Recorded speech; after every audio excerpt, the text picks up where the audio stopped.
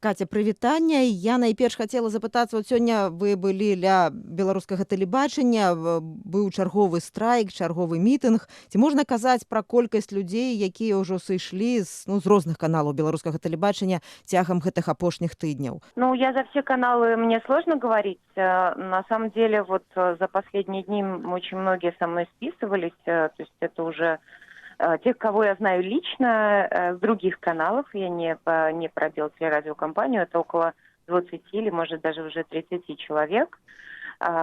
Представители разных сфер деятельности. То есть там это и ведущие, и журналисты, и редакторы, и продюсеры, разные люди.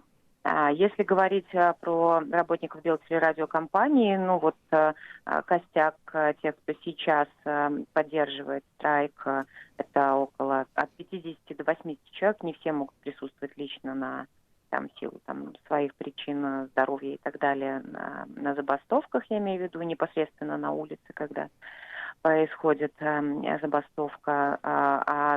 Изначально подписались под листом, под документом, который был направлен руководству телерадиокомпании. Там более 200, около 400, по-моему, подписей. Ну, костяк сейчас это 50 человек, но есть очень много тех, кто тоже участвует в этом. І гэта, я так разумею, штодзённая будзе акцыя, так, для будынку белдзяржтэлерадыёкампаніі, так? Ну, это не возле. Дело в том, что бастующих, а также поддерживающих не пускают даже на улицу Макаёнка. Это происходит уже не первый день. То есть если первые дни забастовки бастующие могли стоять на крыльце телерадиокомпании, и в первые дни даже выходило к ним руководство, после этого у некоторых были аннулированы пропуски, они не могут войти в здание, то есть их фактически не пускают на рабочие места. Потом перекрыли улицы. Вот буквально, когда это было позавчера, были перекрыты улица Макаёнка, к ней нельзя было никак вообще, даже просто людей не пропускали на улицу Макаёнка, не то что к самому зданию стояло несколько кордонов. Это были милиционеры и ГАИ, машины сначала пускали, а теперь уже и разворачивают.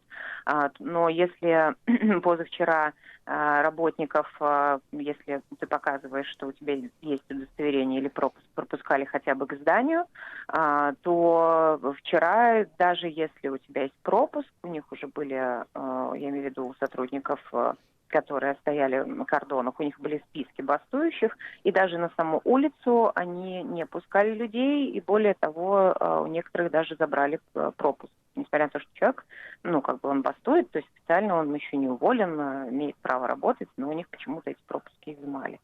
Вот. У кого-то пропуски уже заблокированы, и они не могут. У некоторых пока еще не заблокированы. Тут какая-то такая ситуация. А сярод тых ты страйкуе, якая частка творчыя людзі, якая частка тэхнічныя? Так, прыблізна ў процентах.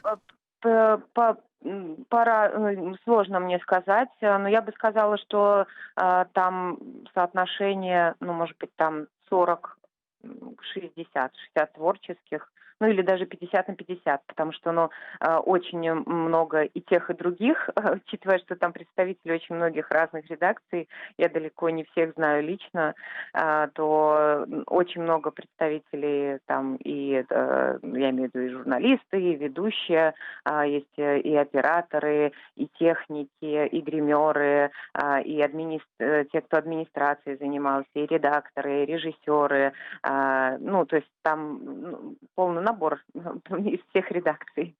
А што вам вядома пра гэтую ініцыятыву, пра якую было заявлена стварыць незалежную онлайн-платформу з былых супрацоўнікаў белдзяржтэлерадыёкампаніі? Ці вы ўдзельнічаеце ў гэтым?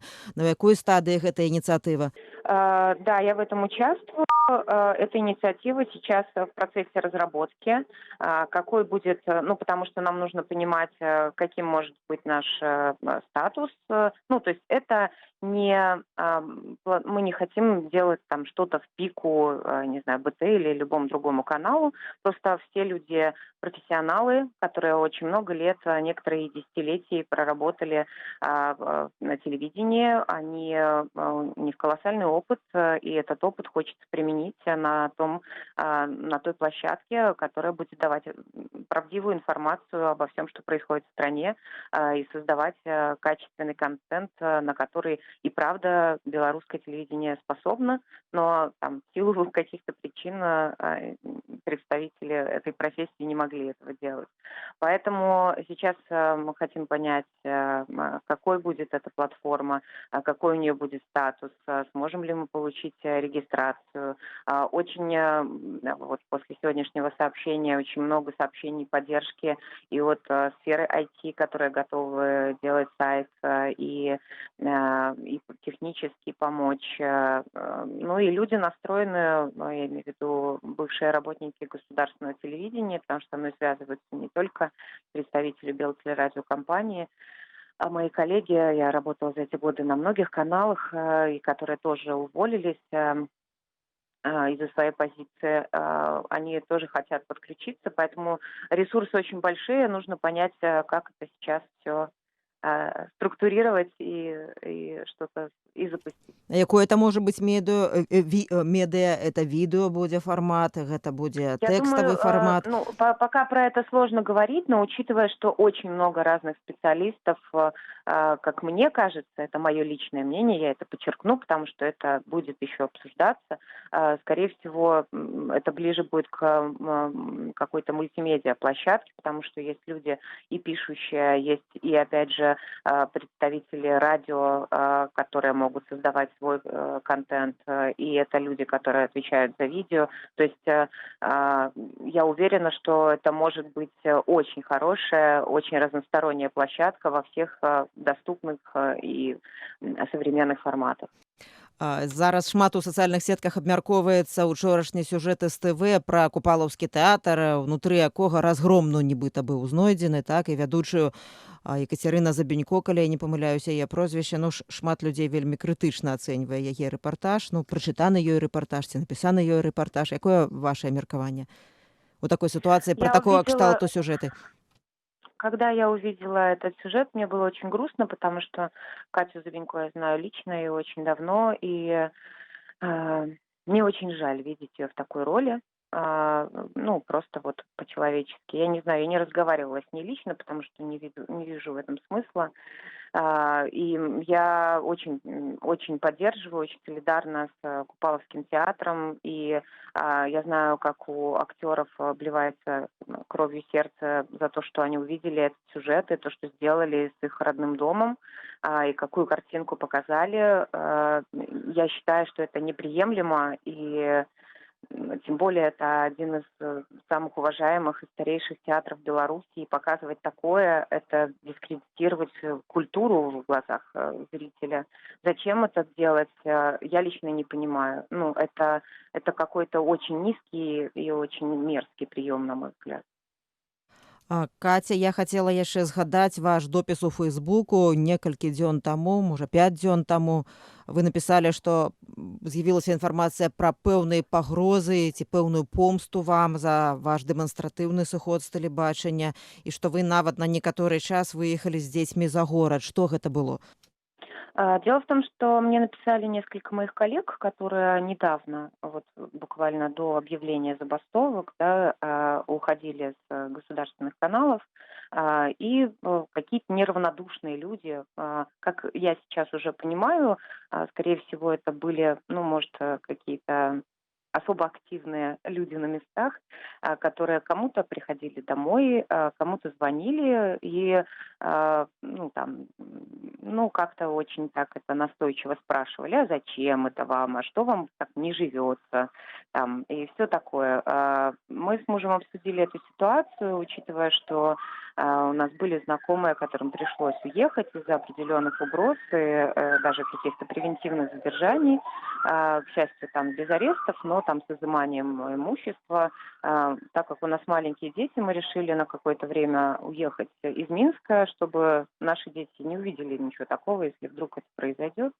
Вот. После того, как начались уже забастовки, ну, может быть, они таким образом хотели предотвратить забастовки. Я не знаю, что это было, но как бы мне два человека, которых я знаю, сказали это лично, друзья, которым пришлось уехать, сказали это лично. У меня не было причин им не верить, поэтому мы решили на какое-то время уехать из своей квартиры как-то, чтобы разобраться в ситуации на всякий случай.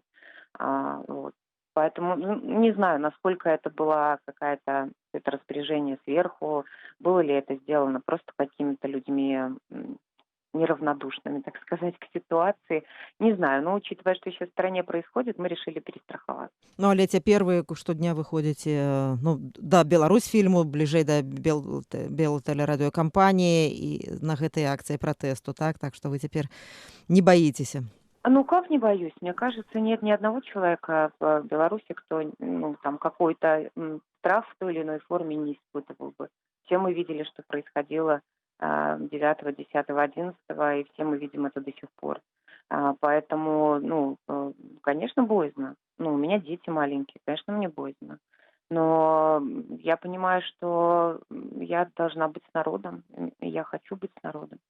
И хочу быть со своими коллегами. И я очень рада, мне говорили многие из них, что мой пример их вдохновил, и в том числе и в забастовке. Это тоже помогло им принять решение в определенный момент. Поэтому я понимаю, что даже сейчас я не являюсь бастующим человеком, ибо я уволилась. То есть я не имею отношения к забастовке непосредственно, но я бы хотела поддержать тех, кто тоже может потерять работу, и сейчас на них очень давят из-за их позиции.